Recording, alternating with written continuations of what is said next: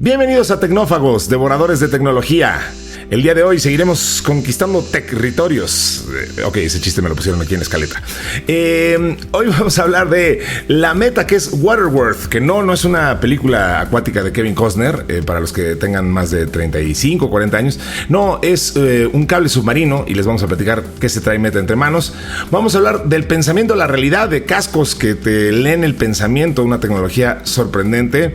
Vamos a hablar de dame más batería, o sea, de baterías nuevas con nuevas tecnologías que utilizan diamante, radiación, cosas muy sorprendentes. Y luego tenemos una nota que no sé por qué le pusieron "Alguien quiere pizza", si en realidad de lo que vamos a hablar es de misiones lunares, pero bueno, así le pusieron. Y de todo eso y mucho más hablaremos en este episodio de Tecnófagos, devoradores de tecnología, que inicia ahora. Kio presenta el podcast de Tecnófagos, una mesa de alta especialidad servida para ti en 3 tiempos. Acompaña a Ricardo Massa y Bernardo González, 2 especialistas en masticar información tecnológica para ti. Prepárate para devorar junto a los tecnófagos todas las noticias de las innovaciones del momento. Pues ahí estuvo el menú y pues bienvenidos a esta gran comilona de noticias tecnológicas. Estamos muy contentos de poder compartir un episodio más con ustedes. ¿Quiénes estamos muy contentos? Bueno, pues su servidor, Ricardo Massa, y ahí del otro lado está mi querido amigo, gran conocedor de la tecnología, Bernie González. ¿Cómo estás, Bernie? Muy bien, muy contento. Y pues vamos un poco tarde, ya nos están reclamando por ahí en el grupo de Telegram, sí, a ti y a mí. Y con justa razón, porque normalmente grabamos los días lunes, pero esta semana se nos complicó un poco ahí algunas cosas y estamos grabando hoy en día jueves. Se nos juntó el lavado con el planchado y ni modo. Tal cual. Pero mira, dentro de lo malo, pasaron algunas cosas interesantes esta semana que nos da oportunidad de comentarlas muy rápido. Tal vez luego, si quieres, elaboramos más en ellas. Esta compañía que había sacado este pin de inteligencia artificial, ¿te acuerdas? Que te ponías como en la solapa de la camisa y tenía una cámara, un micrófono y... Que fue la sensación del CES el año pasado, ¿no? Sí, ajá. El año pasado, exactamente. Human AI Pin fue adquirido por la empresa HP y todo parece indicar que van a desarticular la empresa, ¿no? Es de estos productos que pues son iteraciones tempranas en la industria y parece que no les funcionó muy bien. Lo compraron en tan solo $116 millones cuando hablaban de valuaciones de más de $1,000 millones. E incluso la gente que lo compró en los últimos 6 meses parece que le van a devolver su dinero porque seguramente ya no lo van a soportar, ¿no? Otro anuncio bien importante y bien relevante, tú y yo comentamos aquí de repente varias notas acerca de la mecánica cuántica y todo esto que está pasando con las computadoras cuánticas hacia el futuro, pues nada más y nada menos que Microsoft anunció un nuevo procesador, Majorana, parece que así Majorana 1. Parece que así se pronuncia y promete elevar de una manera muy importante el número que puede procesar de estos famosos qubits, que tienen la capacidad de manejar unos y ceros al mismo tiempo y realizan operaciones pues mucho más rápido que la computación tradicional, ¿no? Y el último es una nota medio chistosa, para variar, el señor Elon Musk, que ahora está desatado, echando tiros por todos lados. Ahora ya se peleó hasta con los de la Estación Internacional Espacial, ya armó ahí un argüende de que no quisieron ir a rescatar a los astronautas con una misión de SpaceX, y por ahí un astronauta le contestó que pues no se trata de eso, que estaba programado para marzo, me parece, porque si lo hacían antes iba a ser muy costoso, ¿no? Alrededor de $200 millones. Y para la gente que cree que están varados, atrapados estos astronautas, pues en realidad para la NASA no es así. Muchos astronautas pasan más de 6 meses en la Estación Internacional Espacial. Así es de que estos 2 astronautas hay que recordar que llegaron en junio en la Starliner de Boeing. Por problemas técnicos ya no se regresaron y ahora esperemos que sí regresen en una de las misiones de SpaceX que supuestamente está programada para marzo, ¿no?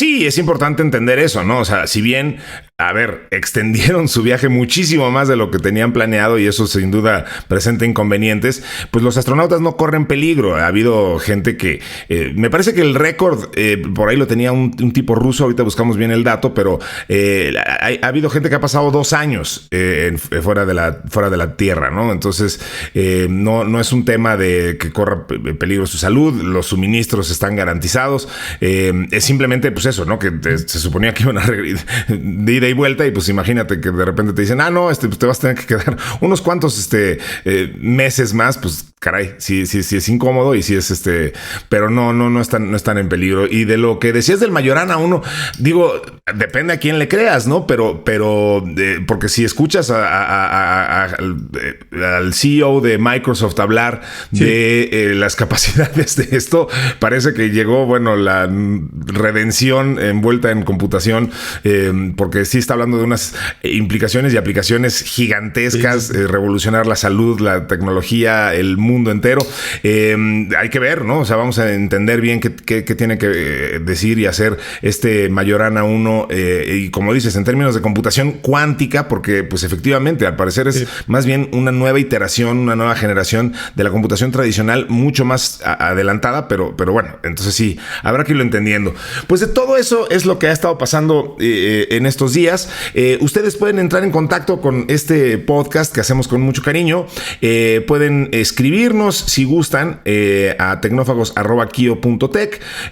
Pueden unirse a nuestro grupo de Telegram. Ahí descargan la aplicación de Telegram en cualquier tienda de confianza de aplicaciones y en Telegram buscan Tecnófagos. Ahí andamos. Nos pueden rankear en Spotify. Les pedimos que activen las notificaciones para que les avisen cada vez que hay un nuevo episodio disponible. También estamos en YouTube. Ahí nos pueden ver en nuestras respectivas camaritas, si es que están de humor para ello. Y bueno, pues entonces, mi querido Bernie, pues vamos a entrarle a las notas que tenemos agendadas para hoy. La entrada de hoy. Una fresca selección con las noticias del momento. Arrancamos con este tema de Meta, de Waterworth. Waterworth, no Waterworld, Waterworth. Que bueno, es importante hacer la aclaración.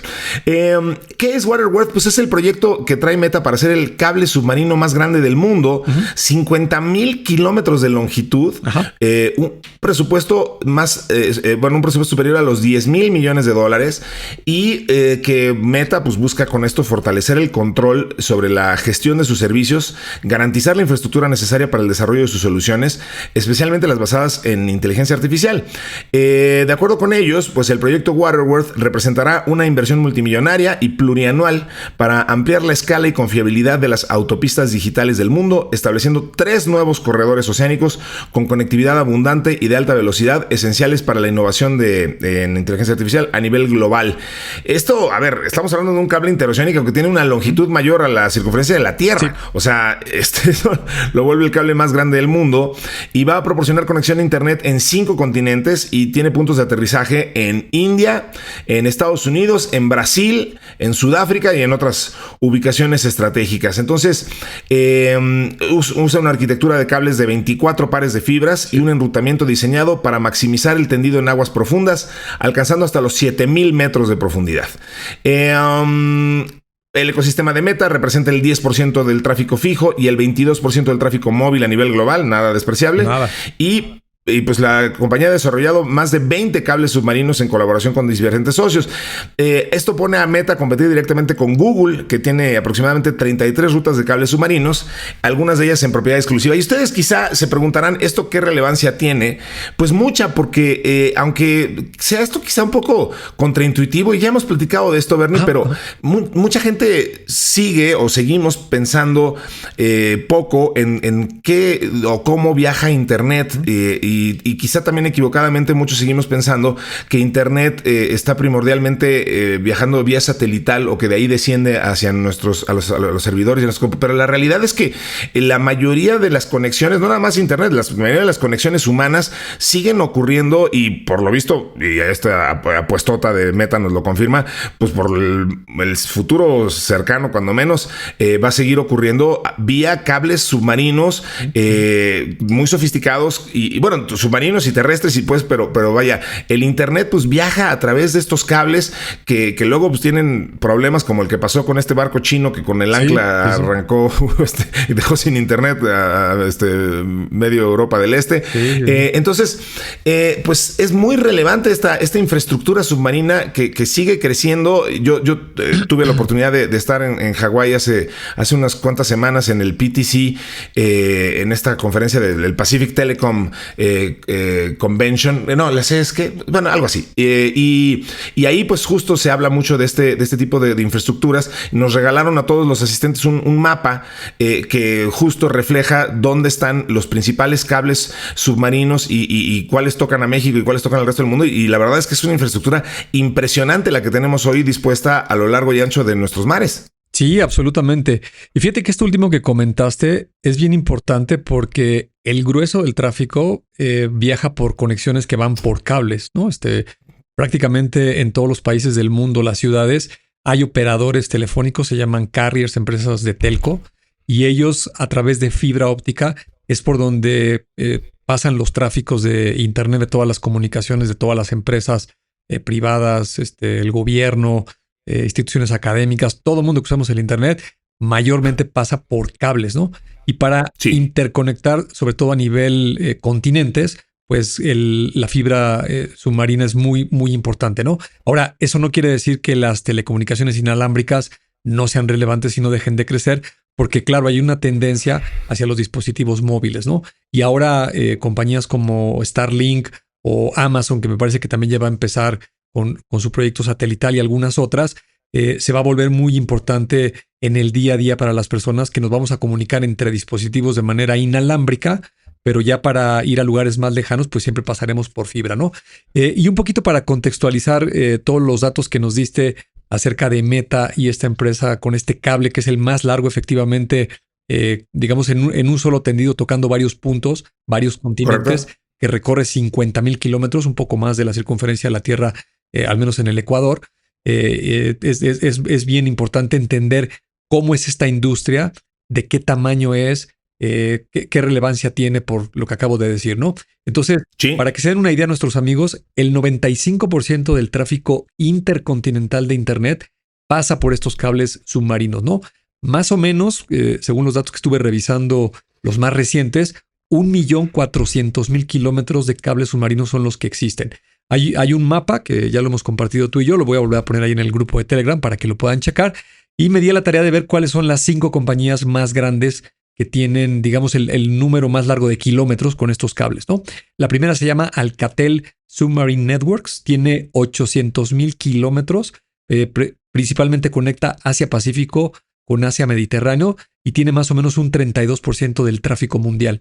Hay otra que se llama Subcom LLC, tiene 500,000 kilómetros y también conecta Asia-Pacífico y algunas rutas del Océano Índico. Tiene más o menos el 27% del tráfico, ¿no? El traffic share a nivel global. NEC Corporation tiene 380,000 kilómetros, también conecta Asia, Japón y todo un corredor en Estados Unidos. Prysmian Group tiene 250,000 kilómetros y la última de este grupo de 5, Hengtong, tiene 220,000, que está muy enfocada en el mar de China y también conecta, digamos, América, Brasil, con unas partes de Rusia y el Océano Índico y tiene solo el 5% del tráfico a nivel mundial, ¿no? Esta industria crece más o menos a un 8% anual, al menos así se estima de aquí al 2030. Y sus principales clientes, como ya lo mencionaste, pues son estas empresas que se llaman hyperscalers, ¿no? Como Google, Meta, AWS, todas esas grandes compañías que tienen mucho tráfico por los servicios que manejan, ¿no? Y finalmente, para terminar... Ajá. ¿Perdón? Los monstruos, digo, ¿no? Para ubicar este tema de los hyperscalers, pues sí, las compañías gigantescas que tienen estas telecomunicaciones monstruosas. Sí, absolutamente. Y para concluir, un par de datos técnicos sobre lo que mencionaste de estos 24 hilos. Pues estos cables, para que se los imaginen, es como una manguera de tal vez unos 20 centímetros de diámetro y tiene principalmente polietileno, que es un plástico en la parte exterior. Luego adentro tiene un cable de acero galvanizado. Luego más adentro, en la siguiente capa, es asfalto y otra vez polietileno, que eso es lo que le da el sello y lo aísla para que no entre el agua.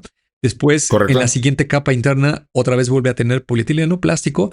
Después, en otra capa, principalmente cobre y aluminio. Y en la última capa, ya en el mero centro del cable, es justo donde están estas fibras, ¿no? Este cable La que fibra mencionaste de los 50,000 kilómetros, particularmente es de 24 hilos de fibra, pero hay cables que ya pueden llegar hasta los 48 hilos, ¿no? Ok. Para que Sí, sean- viene. Para que se den una idea de las capacidades, con estos hilos puedes manejar, en cada hilo puedes manejar 25 canales de hasta 800 gigabits por segundo. Y esto te da una capacidad, por ejemplo, de 20 terabits por segundo, ¿no? O sea, la capacidad que tiene el cable para transmitir y recibir información, pues es bastante potente, ¿no? Es bastante grande. Y la profundidad, y aquí es bien interesante, también me encontré por ahí un video que se los voy a compartir. Están Sí. categorizados en 3 niveles de profundidad, ¿no? Lo que le llaman aguas bajas es desde aguas de un par de metros hasta 1000 metros de profundidad. Luego le llaman océano profundo, que está entre los 1000 y los 6000 metros. Para que se den una Correcto. idea, los restos del Titanic están a 3800 metros. Entonces el océano profundo está entre 1000 y 6000. Y luego hay otra profundidad que se llama extrema, que puede llegar hasta más de 10,000 metros, ¿no? De hecho, el récord de un cable colocado a la profundidad más grande es de 10,925 metros, ¿no? Casi Ok. 11,000 metros. Este de Meta, mencionaste tú que está por ahí de los 7,000 A 7,000, metros. ¿no? Exacto. Ah. Y para que vean más o menos cuál es la tasa de velocidad de la latencia. La latencia es un término técnico con el que tú mides en cuánto tiempo puedes enviar un bit de dato y te lo puede contestar.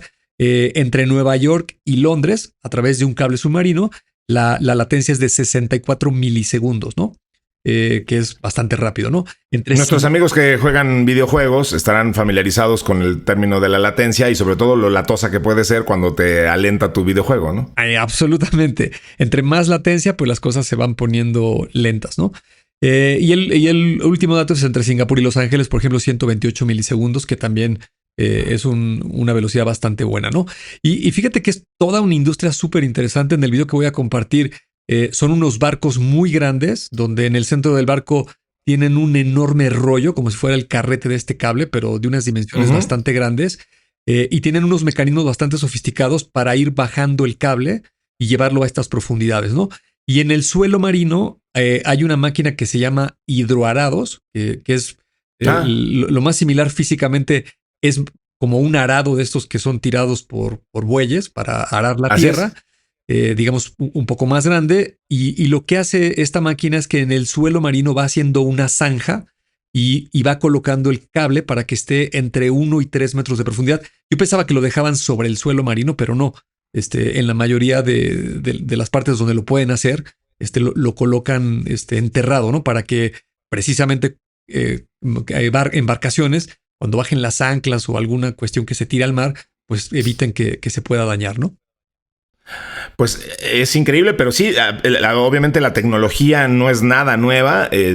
Usamos cables para comunicarnos desde hace centurias y la verdad es que sigue siendo una tecnología muy confiable y si bien cada vez utilizamos más tecnología satelital o tecnología sin hilos, digámoslo así, para transmitir telecomunicaciones, pues sí seguimos dependiendo de estos cables, tanto submarinos como terrestres, insisto, y pues de verdad, pues al ver estas inversiones multimillonarias y esta infraestructura tan grande, pues la verdad es que la apuesta sigue siendo todavía por varios años. Estos cables tienden a tener un promedio de vida entre unos 15, 20 años, dependiendo.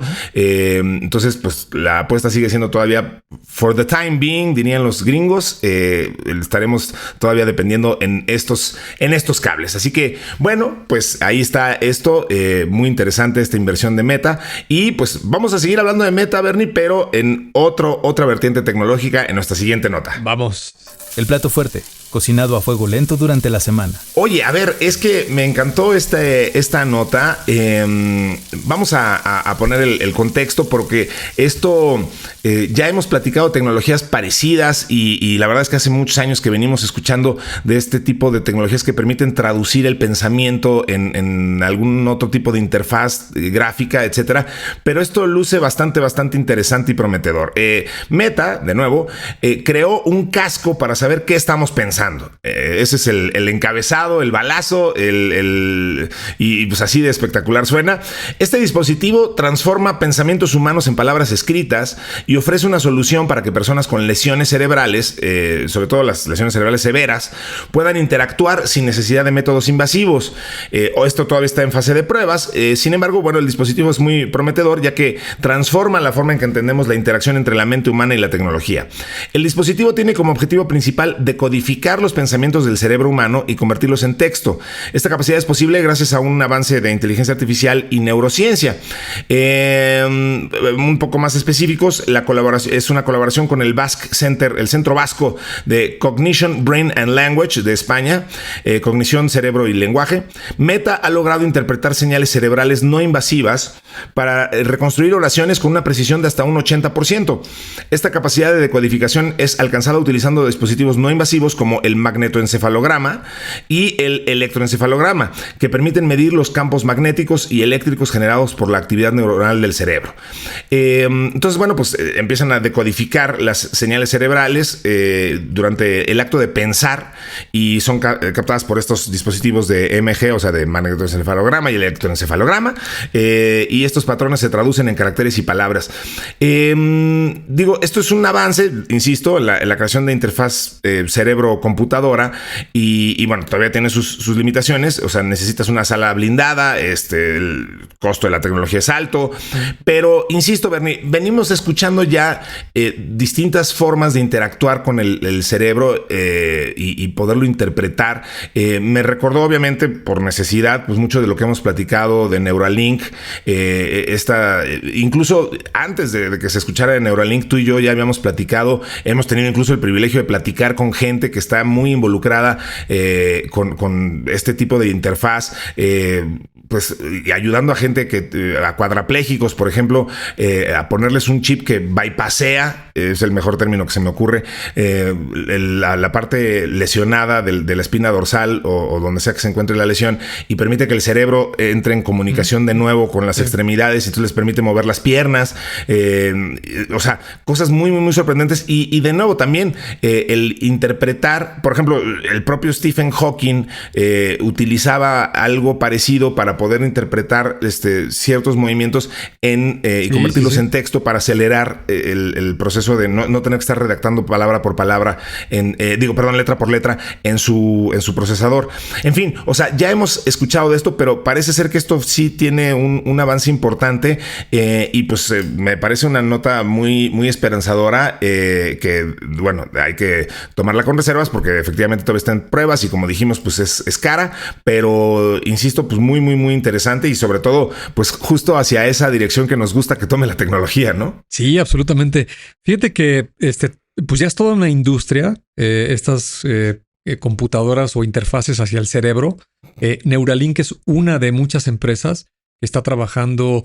Hay como dos categorías, ¿no? La tecnología intrusiva, esta que necesita un procedimiento quirúrgico y te hacen una especie de implante para que los filamentos estén en contacto con el tejido cerebral y puedan captar los neurotransmisores y todas estas cuestiones que pues es una bioquímica eléctrica, y con ello pues asistir a las personas que tienen algún tipo de discapacidad en este momento. Pero pues tú y yo hemos comentado mucho que esta tecnología eventualmente pues va a subir a otra categoría donde seguramente va a potenciar a los humanos, ¿no? Nos va a permitir hacer cosas con este tipo de interfaces que tal vez hoy no podemos hacer, ¿no? También hay otra categoría que es menos intrusiva. Me parece que ahí entra este casco con todos estos prototipos y avances que están haciendo. Y fíjate que cuando leí la nota, me hizo recordar, me parece que tú también lo leíste, este libro de El problema de los tres cuerpos, que por ahí hay una serie en Netflix con el mismo nombre, y en realidad es una trilogía de un autor de ciencia ficción de origen chino que se llama Cixin Liu. Y estos libros son súper interesantes, son un poco densos de leer, la verdad, porque tienen muchos tecnicismos y juega mucho con la ciencia ficción.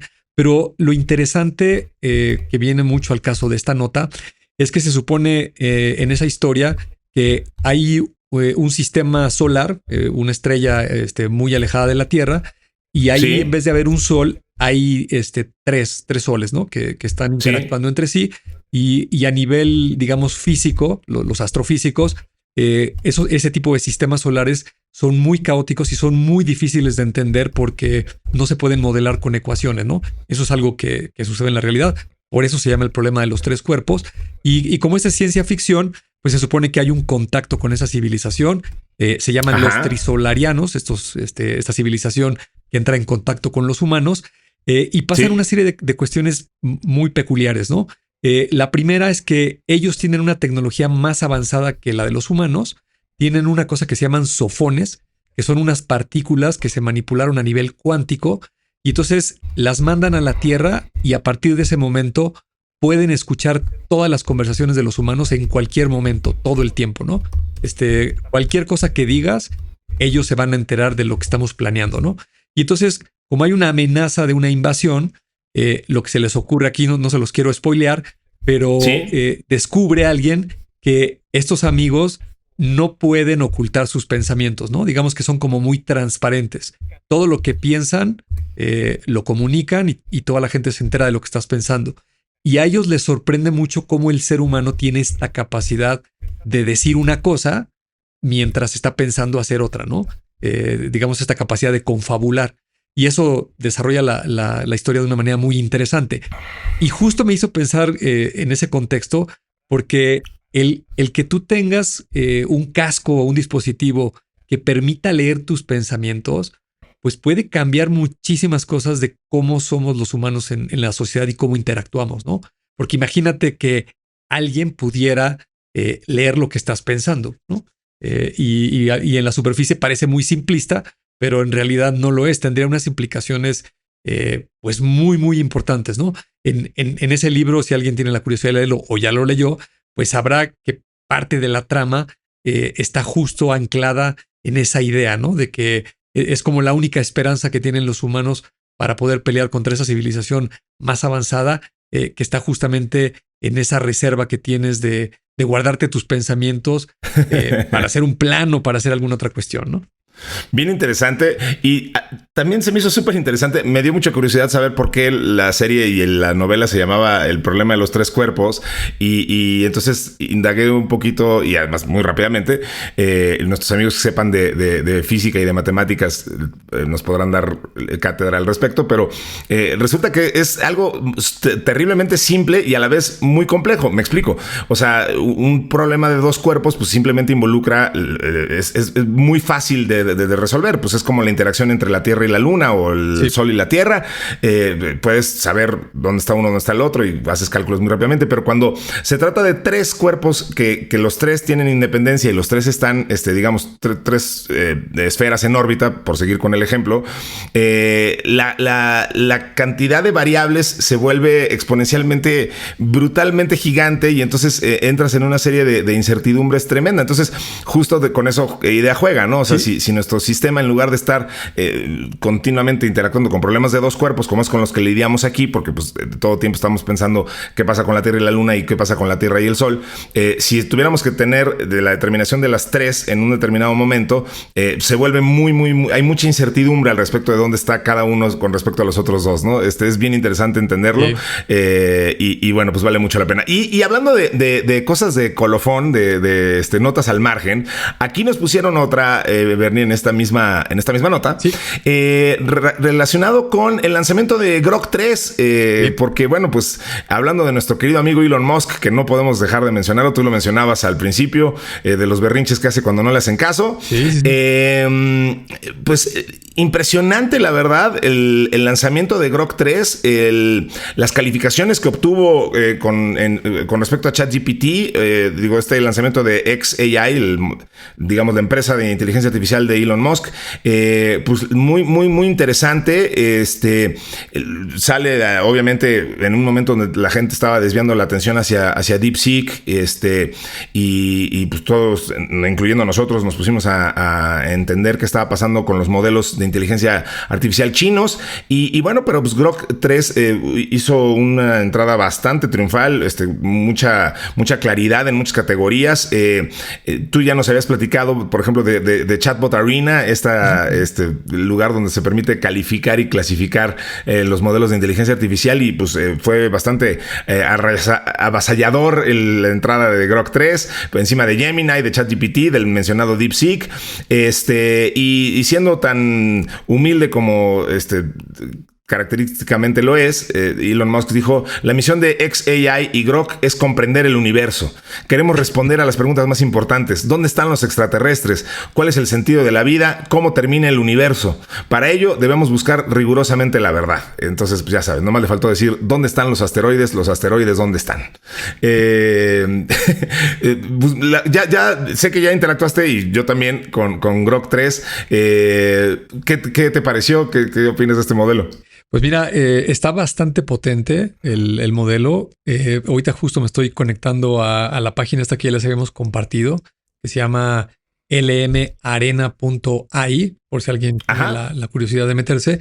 Y sigue este modelo en el número 1, ¿no? Se llama Chocolate, esta versión, que es la que todo el mundo está probando. El nombre completo es Chocolate Early Grok 3, ¿no? Ese es el nombre completo del modelo. Después están los de Gemini, ya está en una tercera posición ChatGPT 4o, también el último modelo, y después le sigue DeepSeek, ¿no? El modelo está probando ser muy potente, tiene muy buena acogida con toda la comunidad de las personas que lo prueban y empiezan a hacer algunas interacciones y desarrollos. Tiene algunas características bien relevantes en las cuales se están enfocando ellos. Que, por ejemplo, te permite desarrollar videojuegos, ¿no?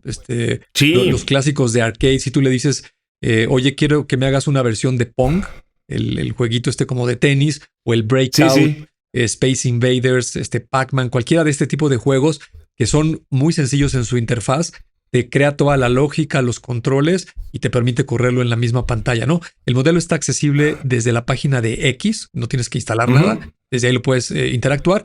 O bien puedes entrar a la página de, me parece que es x.ai, es donde tienen el modelo de Grok. Y también ya hay una aplicación para iOS. Yo intenté usar la parte de la voz, pero supongo que por la geografía todavía no está disponible. Pero abrieron la parte de Deep Search. Ellos le llaman Deep Search. Acuérdense que en DeepSeek le llaman Deep Research. También creo que Perplexity así le llama. Pero en fin, son estos modelos que pueden iterar y tener un pensamiento más profundo. Y la verdad es que el modelo sí está muy potente, ¿no? Algunos de los datos que presentaron la semana pasada, me parece que fue el lunes anterior en la noche, es que les habíamos aquí platicado de este centro de datos que instalaron en la ciudad de Memphis, en Tennessee, en Estados Unidos. Era una planta de manufactura de Electrolux. La habilitaron en 122 días, un poquito más de 4 meses. Y pusieron ahí esta máquina que se llama Colossus. Ya haciendo alusión a supercomputadora. Peculiares. Humildes de nuevo. Nombres humildes, peculiares. Y decían que era la instalación más grande porque tenía 100,000 GPUs, ¿no? Pues bueno, el lunes pasado anunciaron que ya lo extendieron a 200,000, es decir, duplicaron la capacidad. Y esta duplicación la hicieron en solo 92 días, ¿no? Un poco menos de lo que se tardaron la parte inicial. Pusieron una fotografía ahí. Voy a ver si también la encuentro y se las comparto en el grupo de Telegram. Y contando los trailers que se ven estacionados afuera del centro de datos, parece que hay alrededor de unos 50 trailers que son estas plantas de energía alimentadas con gas natural para poder abastecer la gran cantidad de energía que requiere el centro de datos, ¿no? Parece que requiere más de 150 megawatts para poder funcionar. Entonces, pues ahí hay otro modelo que los invito a que lo descarguen, porque la verdad sí está muy, muy interesante, ¿no? Muy interesante. Yo me voy a permitir recomendarle a la gente que nos escucha que prueben y utilicen el modelo, lo mencionaste, Perplexity, en modo Deep Thought, me parece que lo llaman ahí, o Deep Research, por acá lo tengo abierto, pero... creo que es Deep Research, ¿no? Deep Research. Perplexity está más enfocado en ser un buscador que un modelo, que un chatbot, digamos, que un LLM. Pero la verdad es que, te compartí los resultados, lo platicamos ahí en un grupo de chat que tenemos con puros entusiastas de AI, a quienes les mandamos un gran saludo. Pero Me impresionó mucho el nivel de profundidad justamente al que llega la investigación que hace. Además te va anunciando los pasos en los que está y te dice, el usuario quiere saber cualquier cosa y te dice qué tipo de investigación está haciendo. Abarca es exhaustivísimo el nivel de investigación que hace. Te entrega resultados muy complejos. De verdad, es por mucho los resultados que más me han impresionado están en ese modelo. En Perplexity, en el modelo de Deep Research. Pruébenlo, es gratuito además. Entonces, y si lo que están buscando es justo hacer una investigación de un tema, sobre todo un tema complejo, esto los lleva a profundidades de verdad exhaustivas. Entonces, bueno, pues ahí está. Un par de recomendaciones más, sumando a lo que acabas de decir, porque todas las notas de este episodio las hice utilizando precisamente Perplexity. Tras tu recomendación que mira, me honras. Lo descargué. Hay una aplicación que la pueden bajar para Mac o para Windows o lo pueden usar vía web. Y es muy interesante porque, como lo mencionaste, Perplexity se enfocó en el tema de las búsquedas con modelos de inteligencia artificial. Entonces, este modelo Deep Research, que es un modelo de iteración que hace un pensamiento mucho más profundo, puedes utilizarlo con R1 de DeepSeek, o lo puedes utilizar con el de OpenAI, el modelo O3 Mini.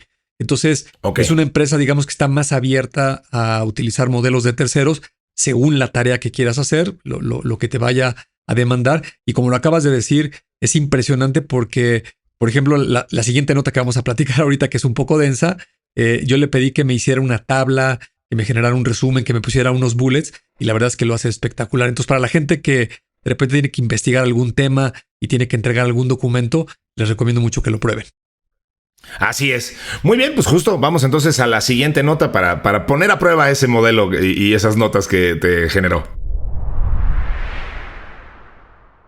Bueno, la nota que sigue se llama Dame más batería, y es que investigadores del Reino Unido lograron fabricar una batería de diamante que, gracias a la desintegración radioactiva del carbono 14, ahorita vamos a tocar un poquito el punto del carbono 14, promete ser una solución de energía a largo plazo para dispositivos médicos, de tecnología espacial y más. O sea, es una batería muy polifacética.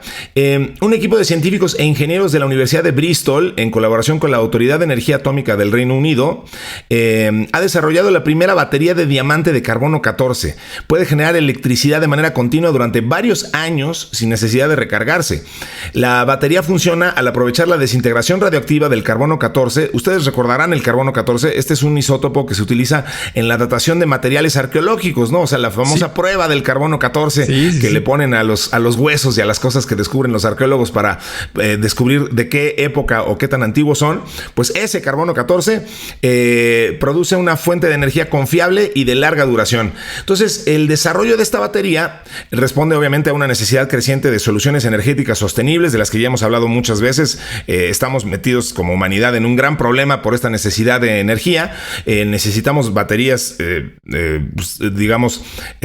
seguras, necesitamos baterías que sean ecológicamente sustentables y de larga duración, y esta batería podría ser una muy buena solución, ya que es una fuente de energía continua, fíjate nada más, por hasta 5,700 años. Lo convierte en una alternativa viable para aplicaciones en las que el reemplazo de baterías es complicado o de plano inviable. El gran tema que teníamos con el carbono 14 es que obviamente es radioactivo. Entonces, al encapsularlo en una estructura de diamante, que es obviamente uno de los materiales más duros conocidos, la radiación queda completamente contenida y no representa un riesgo para los usuarios ni para el medio ambiente. El potencial de esta nueva tecnología, entonces, pues como les decíamos, llega a muchos sectores. Según el Daily Galaxy, podría utilizarse en dispositivos médicos como marcapasos, audífonos y otros implantes, donde su longevidad reduciría la necesidad de cirugías. Otra posible aplicación bastante obvia es el ámbito aeroespacial, donde podría revolucionar las misiones de exploración espacial. En los satélites y sondas espaciales, pues les puedes cargar una de estas de carbono 14 envuelto en diamante y pues los mandas a volar y literalmente los mandas a volar y pueden operar siglos sin necesidad de mantenimiento o recarga, y así eliminarían uno de los mayores desafíos tecnológicos en misiones de larga duración. Tiene obviamente limitaciones. Bueno, la batería genera energía a niveles de microvatios, o sea, no puedes ahí darle poder a un data center, digamos, ¿no? O sea, no es adecuada para dispositivos de alto consumo energético, o sea, no le puedes dar energía a un automóvil, no le puedes dar ni a un teléfono móvil, pues, pero sí a estos pequeños dispositivos, decíamos, un marcapasos, pues efectivamente que ya no te tengan que volver a operar nunca en tu vida para recargar la pila de tu marcapasos porque tienes una de estas pilas hechas encapsuladas en diamante con una fuente de energía tan poderosa, tan poderosa no es la palabra, tan durable como el carbono 14, pues suena bastante interesante esta tecnología, Bernie. Sí, por supuesto que es una nota bien interesante. Y fíjate que me gustaría darle una contextualización, pretexto de lo que mencionamos de Perplexity. ¿Sí? Si me permites hacer un paréntesis. Este es un buen ejemplo de lo que tal vez va a cambiar la sociedad hacia adelante en prácticamente todos los ámbitos por esta tecnología y por estas herramientas, ¿no? Lo que voy a describir, que es gracias a que tengo una herramienta de inteligencia artificial generativa que hizo un análisis tal vez en cuestión de 7 minutos y me dio ya totalmente sintetizado, digerido y explicado de una manera que una persona como yo lo pueda entender, porque evidentemente pues yo no soy ni químico ni físico, ni tengo experiencia en esos temas y lo puedo explicar aquí, ¿no? Entonces, a lo que voy es que si alguien no me conoce y nos está escuchando por primera vez, tal vez cuando acabe yo de describir esto del carbono 14, podría quedarse con la idea falsa de que yo soy un gran experto en estos temas y los conozco a profundidad, lo cual no es cierto, ¿no? Simplemente alguien podría pensar que estoy haciendo trampa, pero no. Yo creo que es una herramienta de la humanidad muy potente porque nos va a permitir acceder a información de una complejidad tal vez más alta, la cual antes no teníamos acceso, o si lo teníamos, pues no lo podíamos comprender. Y estoy seguro que eso nos va a subir de nivel y nos va a permitir desarrollar otro tipo de cosas, ¿no? Aquí la aplicación pues es una batería, precisamente por el entendimiento del carbono, ¿vale? Entonces, sí.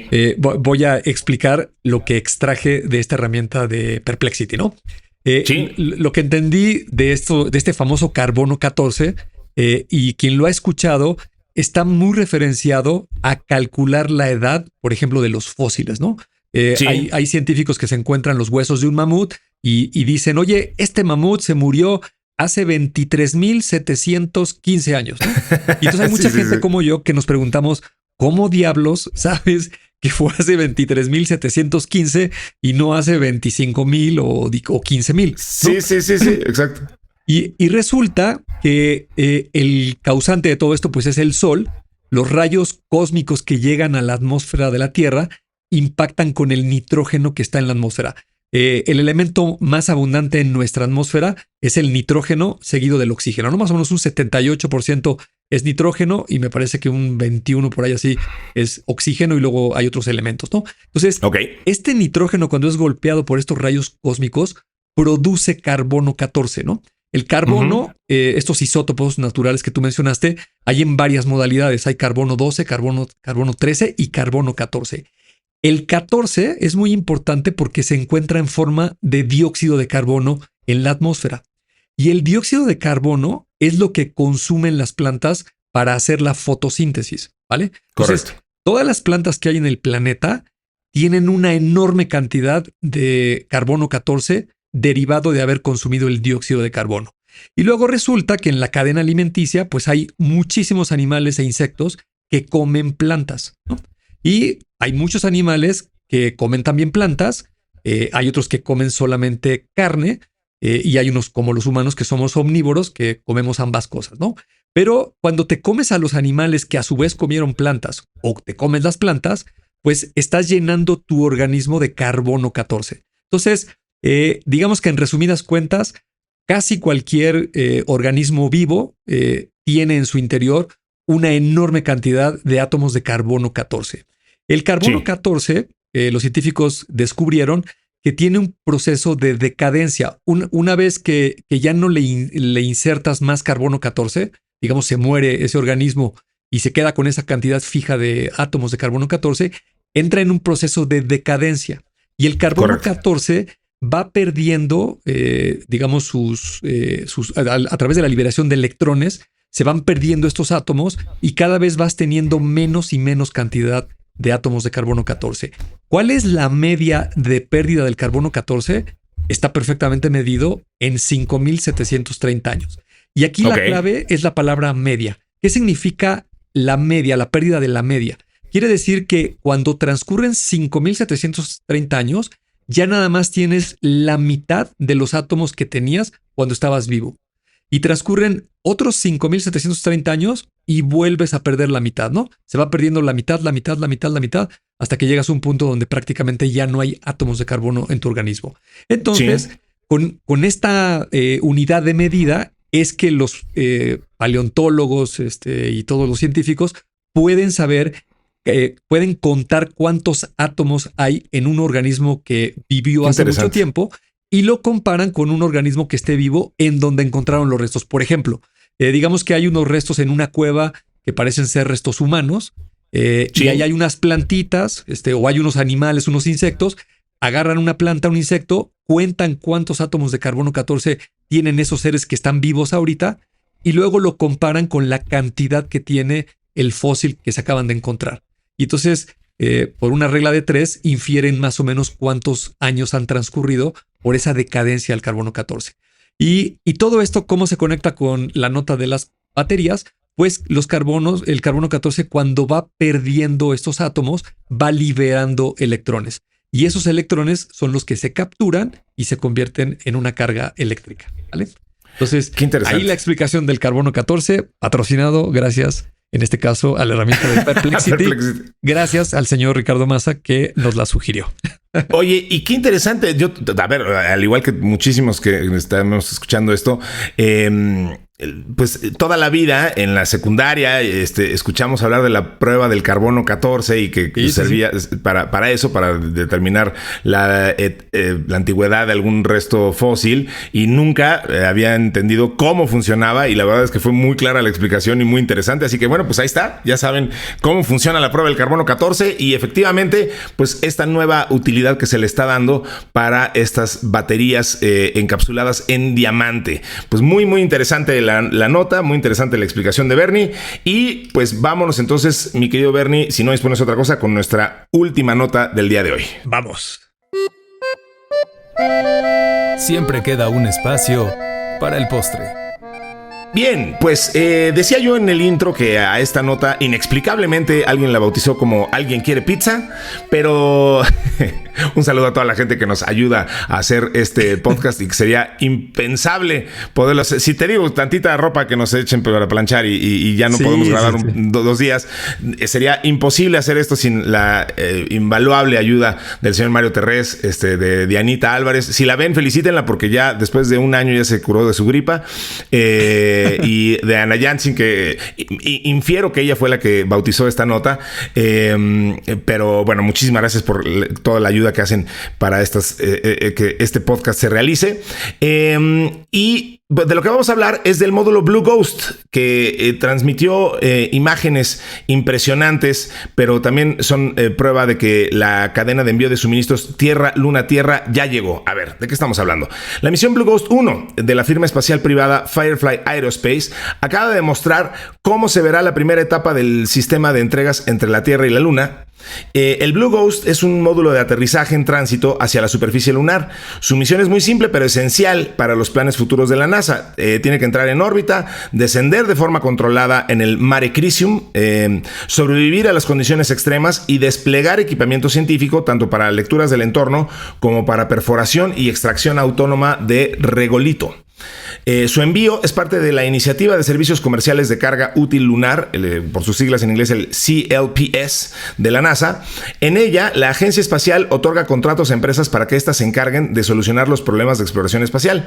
Y antes de que ese sistema de entregas Tierra-Luna se consolide, las compañías deben demostrar que poseen la capacidad tecnológica para colocar tecnología sobre la superficie lunar. Entonces, la sonda lleva consigo 10 experimentos. Entre los más destacados se encuentra una computadora que mide la resistencia de los circuitos a la la radiación espacial y una cámara especial para estudiar el fenómeno del regolito flotante. La Luna es un potencial puerto espacial para destinos más alejados, como Marte. Ya hemos platicado de eso, de usar la Luna como punto de ancla para desde ahí salir a otros destinos. El concepto de economía lunar se refiere a la utilización de sus recursos naturales para la edificación de infraestructura científica sobre ella y el desarrollo de la exploración espacial. Entre los principales materiales de explotación se encuentra el helio 3 incrustado en el regolito lunar. Las partículas que llegan por el viento solar tienen el potencial de convertirse en combustible para la fusión nuclear. La presencia sostenida de seres humanos en la Luna necesitará de más servicios y por ahora todos están buscando un proveedor. Por ejemplo, se ha propuesto la necesidad de construir carreteras, sistemas de trenes y finalmente hormigón para edificar las bases en donde se desarrollará el futuro de la exploración espacial. Así que pues ahí está esta misión muy interesante. De nuevo, como nos aclaran aquí, pues el Blue Ghost no nada más tiene que llegar, hacer, deshacer, regresar, sino sentar las bases de una carretera, de una vía, un método que tendremos que replicar muchas veces si pretendemos efectivamente utilizar la Luna como un punto de ancla para explorar el universo, Bernie. Entonces, bien interesante y efectivamente son impresionantes las imágenes que transmitió el Blue Ghost. Si no las han visto, se las compartiremos con todo gusto en el grupo de Telegram, pero sí que vale la pena y muy interesante esto que está pasando con la exploración espacial. Y además, último comentario mío, yo diría que es interesante que esto esté pasando de parte de la NASA, que también un poco levanta la mano en decir, bueno, no todo ya va a ser, si bien esto tiene también miras a que la sigan ayudando, digamos, contractores externos, gente que contrata y empresas privadas de la que ya hemos hablado, pero también la NASA por su lado y con sus recursos también sigue empujando la exploración y la investigación. Entonces eso también se me hace interesante. Sí, bien interesante esta nota porque como tú lo dices, seguramente la Luna va a ser un puente para estar mandando misiones a otros lugares. Marte es el que parece más probable que se comience a llevar vida humana a otros planetas. Correcto. Pero seguramente más décadas hacia adelante pues seguiremos explorando el resto de la galaxia. Y fíjate que para complementar todo lo que acabas de mencionar, también leí por ahí que la empresa Nokia tiene ya una misión programada para este año, para 2025, para instalar una red celular 4G en la Luna, ¿no? Y te preguntarás, bueno, ¿y para qué quieres tener datos de celular en la Luna? Pues precisamente para estas misiones pivote de los depósitos y tal vez el reabastecimiento de naves espaciales y todas estas cuestiones, que suena tremendamente futurista, pero creo que ya estamos muy cerca, ¿no? Y fíjate que me dio curiosidad y nuevamente volví a utilizar este modelo de aprendizaje profundo, el Deep Research, en este caso de Perplexity, para un tema que alguna vez había escuchado. No sé si la gente tiene la curiosidad de saber por qué siempre vemos la misma cara de la Luna, nunca vemos el otro lado de la esfera.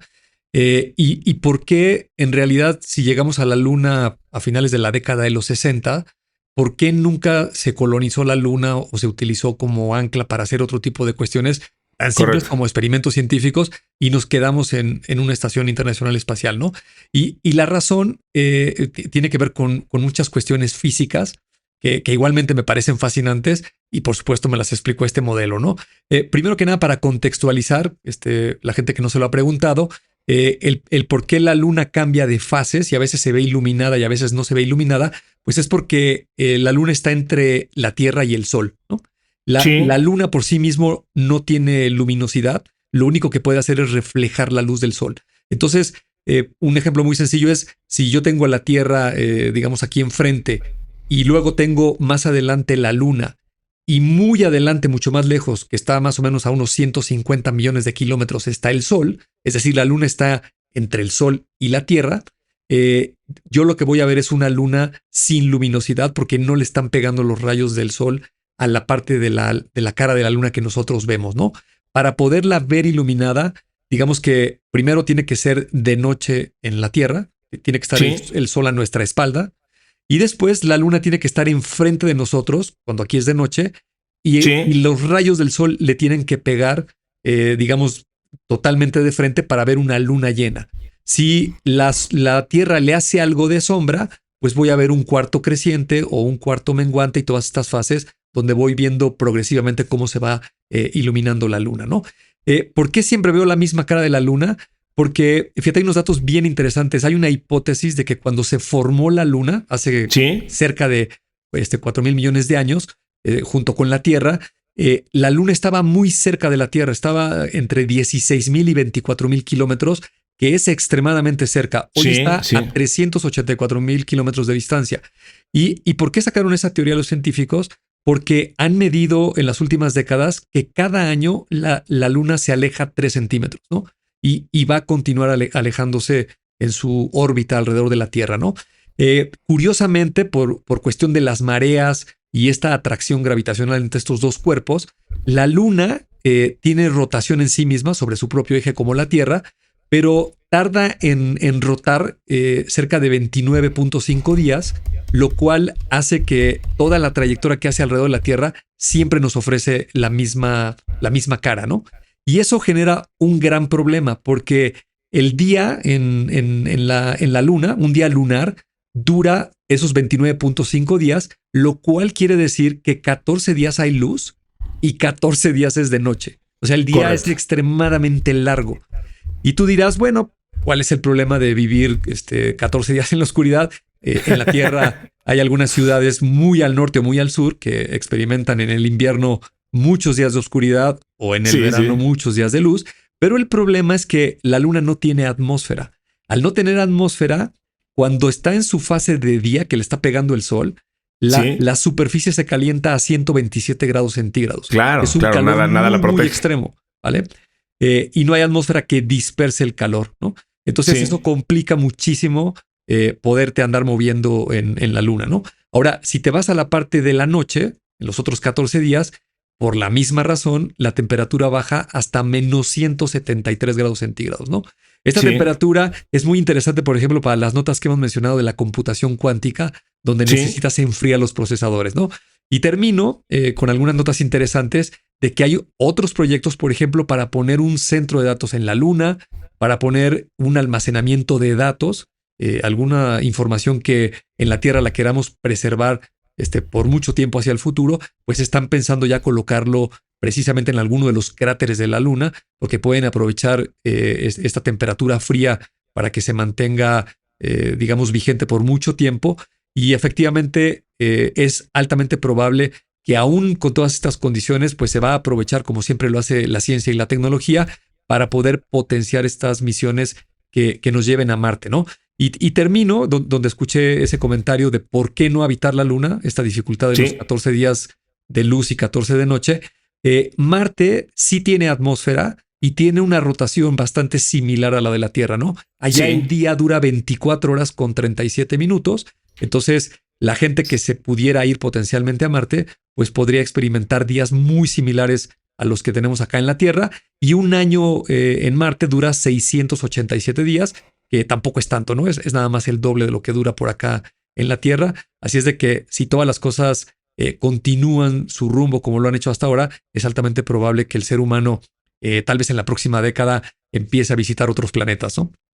Ya veremos qué decide Elon Musk en los siguientes días al respecto. Exacto, si no lo entretienen mucho con cosas del gobierno y la política y deja de estarse metiendo en problemas que tal vez no se debería de meter tanto y dedicarse para lo que es bueno, podría ser tal vez un poco estas cuestiones, ¿no? ¿Qué te digo? Oye, todo esto que mencionaste de la Luna y la cercanía con la Tierra, incluso el tema de Marte, me recordó, un día platicaremos, le comento a la gente que nos escucha, todo esto que habló Bernie fortalece y es parte de una teoría interesantísima que tiene que ver con por qué la Tierra es habitable y toda la cantidad de cosas que tuvieron que pasar para que la Tierra fuera habitable, tienen que ver con una teoría, una ecuación en realidad que se llama la ecuación de Drake. Si tienen tiempo, échense un clavado en ello y vean realmente la cantidad de variables que tuvieron que ocurrir para que la Tierra fuera habitable y que la vida se pudiera desarrollar y que la vida humana se pudiera desarrollar. La ecuación de Drake se usa para calcular qué tantos planetas pudieran haber en el universo observable que tuvieran vida parecida a la nuestra, ¿no? Basada en el carbono y entonces tienen que tener un satélite natural más o menos parecido a la Luna por la ayuda que la Luna ha dado a que se desarrolle la vida aquí y su influencia en las mareas y todas estas cosas que ustedes ya ya saben. Entonces la ecuación de Drake pues no es otra cosa más que decir esto más esto más esto más esto más esto más esto, tiene que dar un planeta que se parezca a la Tierra, y todo eso se necesita para que haya vida, y entonces ese planeta esté en lo que se ha dado por llamar la zona de ricitos de oro, ¿no? The Goldilocks Zone, porque como las camas de los ositos en el cuento de ricitos de oro, no está ni muy grande ni muy chica, sino justo exacta para que uno se pueda echar a dormir. De todo eso podemos platicar en otro episodio, porque de verdad que es fascinante, pero el tiempo de este episodio ya se nos acabó, mi querido Bernie, así que yo agradezco de nueva cuenta a Mario Terrés en la edición, a Nayansin Romero en la redacción, a Diana Álvarez de nuevo con recuperada salud, lo cual celebramos, en la producción, y a todos los que nos escuchan y a la gente que está en el grupo de Telegram. Únanse a esa comunidad, ahí estaremos escuchando sus comentarios y los temas que les interesen para posteriores ediciones de este podcast, Bernie. Así es, pues nos vemos y nos escuchamos en el siguiente. Así será. Muchísimas gracias por escuchar esto que se llama Tecnófagos, Devoradores de Tecnología. Hasta la próxima semana.